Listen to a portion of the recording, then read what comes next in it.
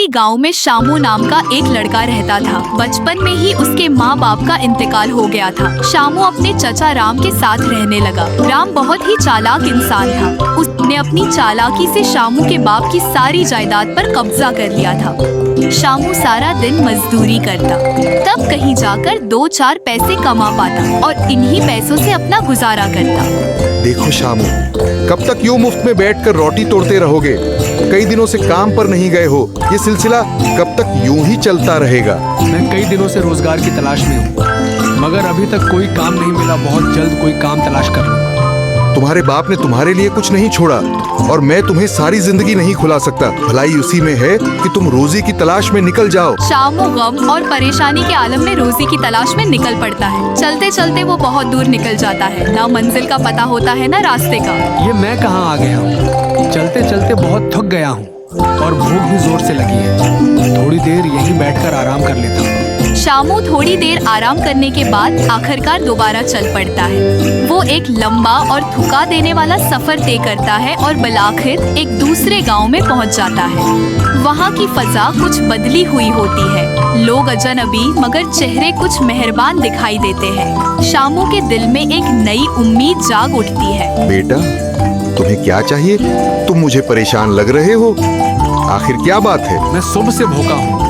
मेरे पास खाने के लिए भी पैसे नहीं है। मैं काम की तलाश में हूँ। क्या आप मेरी मदद कर सकते हैं? बेटा, मैं अब बुजुर्ग हो चुका हूँ। मुझे भी काम के लिए एक आदमी दरकार था और तुम मुझे मिल गए। ऐसा करते हैं, शाम हो चुकी है, अब घर चलते हैं। दुकान मालिक शामू को अपने साथ लेकर अपने घर की तरफ रवाना हो जाता है। रास्ते भर वो शामू से उसके हालात पूछता है और दिल ही दिल में उसकी मदद करने का इरादा कर लेता है। घर पहुंचकर दुकान मालिक अपनी बीवी से कहता है, ये लड़का शामू है। उसे मैंने आज अपनी दुकान पर देखा।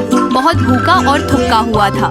उसका कोई नहीं है। मैं चाहता हूँ ये हमारे साथ ही रहे। उसे खाने को दो और एक कमरा भी दे दो। कल से ये मेरी दुकान पर काम करेगा। हर रोज शामू अपने मालिक के साथ दुकान पर जाता और ईमानदारी से काम करता है। इस तरह कई महीने गुजर के एक दिन मालिक ने शामू से कहा, शामू, तुम बहुत ही अच्छे लड़के हो। मैं दिल से चाहता हूँ कि तुम्हारा भी एक परिवार हो, तुम्हारा भी एक घर बसे। क्यों ना हम तुम्हारी शादी करवा दें? मालिक, न मेरे पास रहने को घर है, न ही कोई सरमाया है कि अपनी फैमिली का पेट पाल सके। ये सब कैसे मुमकिन होगा? मेरी कोई औलाद नहीं है। अब तुम ही मेरे बेटे हो। आज से ये घर तुम्हारा है और सारा कारोबार भी तुम्हारे हवाले। हम तो अब घर बैठकर अपनी जिंदगी के बाकी दिन सुकून से गुजारेंगे। मालिक उसकी शादी करा देता है। अब शामू के पास वो सब कुछ था जो उसे चाहिए था। मेरा एक चचा राम भी है जो साथ वाले गांव में रहता है। मैं उसकी खैरियत पूछ आऊं और जब से यहाँ आया हूँ वापस ही नहीं गया। जी बिल्कुल, जरूर जाओ, ये तुम्हारा हक है। मगर तुमने आज तक कभी उसका जिक्र नहीं किया। खैर, जो भी है, जाओ। शामू अपने चचा राम की तरफ चल पड़ता है। काफी लंबा सफर तय करके आखिरकार गांव पहुंच जाता है। गांव में मौजूद एक आदमी से पूछता है, यहाँ पर राम नाम का एक शख्स रहता है। क्या आप बता सकते हैं वो कहाँ मिलेगा? शख्स बताता है कि उसे एक लाइलाज मर्ज ने घेर लिया था। 2 महीने से वफात पा चुका है। शामू ये सुनकर परेशान हो जाता है। आखिरकार वापस लौट आता है। शामू, क्या हुआ है? यूं परेशान क्यों हो? आखिर बात क्या है? सब खैरियत तो है?